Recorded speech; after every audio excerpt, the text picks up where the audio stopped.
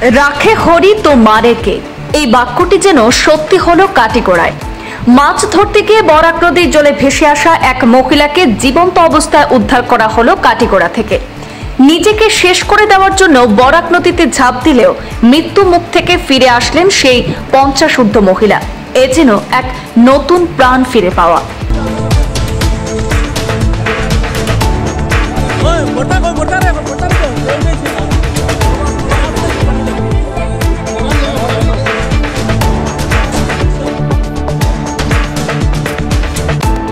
প্রায় 50 ঊর্ধ্ব মহিলা কাটিগড়ার সিদ্ধেশ্বর এলাকায় বরাক নদীতে ভেসে প্রায় 7-8 কিলোমিটার অতিক্রম হওয়ার পরও জীবন্ত অবস্থায় হরিটিকর বরাকের জল থেকে উদ্ধার করা হয়েছে। হরিটিকর দ্বিতীয় খণ্ডের 2 বাসিন্দা রূপক দাস এবং রিঙ্কু দাসরা সকালে নৌকা নিয়ে মাছ ধরতে গিয়েছিলেন। সেই সময় হঠাৎ রূপক দেখতে পান নদীর ওপারে দুটি হাত যেন হাতছানি দিচ্ছে। এমন দৃশ্য দেখে রূপক সঙ্গে সঙ্গে নৌকা নিয়ে পাশে গিয়ে হাত দুটো ধরে টানতে থাকেন। সেই সাথে থাকা রিঙ্কু দাসও তাকে সহায়তা করেন।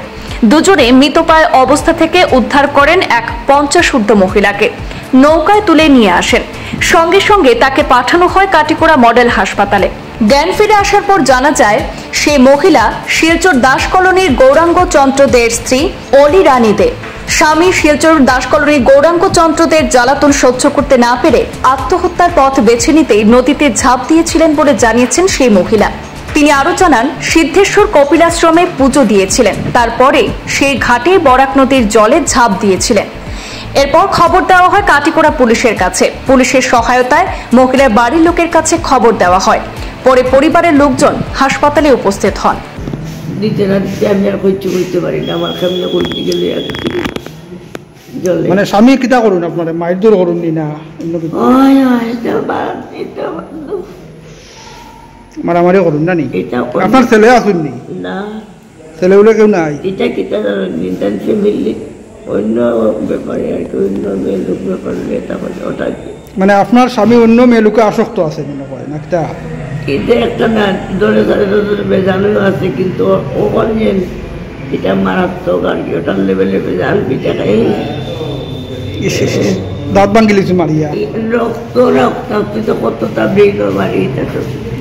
এটা আমার মালিকে কইছে ঘর তারা কথা, ঘর দেওয়া আজকে কালকে তাই ওষুধ দিয়েছেন, অত দিনে ওষুধ কিনলে কবে তোর ক্যান্সার নিয়ে কাঁদছে।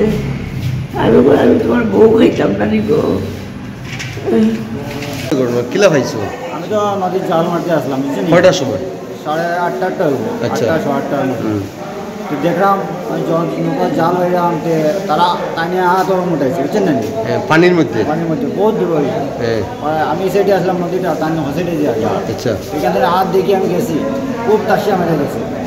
তার সাথে আমার মারা যাওয়ার পরে দেখছি হাত খালি হাতও দেবে, মাথাও তো দেখলাম না, হাতও ধরে টান মারছে, টানে দেখছি বেউস হয়ে গেছে জলের তো নিচে। জলের নিচে এটা রাজাক্লাব পার্ক না, না রাজাক্লাব পার্ক ফেরিঘাটে, এখানে পুরানা ফেরিঘাটে এখানে। তার নৌকার মধ্যে বহুত দুজন আমার ছোটো ভাই আসলো রিঙ্কু দাস, তারে আমি টানিয়ে তারে বসে একটু হেল্প কর, টানিয়ে নৌকার মধ্যে উঠেছি। উঠাইয়া তারপরে তো বেহস হয়ে গেছে, মানে অজ্ঞান হয়ে গেছে। তারপরে নৌকা উঠেই লিছ? বহুত সময় উঠেছি, মানে মেরে তো জল খাইয়েছে, পেটের মধ্যে অনেক জল হয়ে গেছে। তারপরে আমি পেটের মধ্যে যাতা দিয়ে জল বাইরে করেছি নৌকাত রাখি রাখি। তোমার নাম কি দা? রূপম দাস। রূপম দাস। পরে পরে কি করছো? পরে জলটা বাইরে করে তার একটু পুষাইছে, বুঝছেন না? একটু পুষ আনার পরে কইলাম কুইতে না, এরা অজ্ঞান হয়েছে, কিছু কইতে পারে না।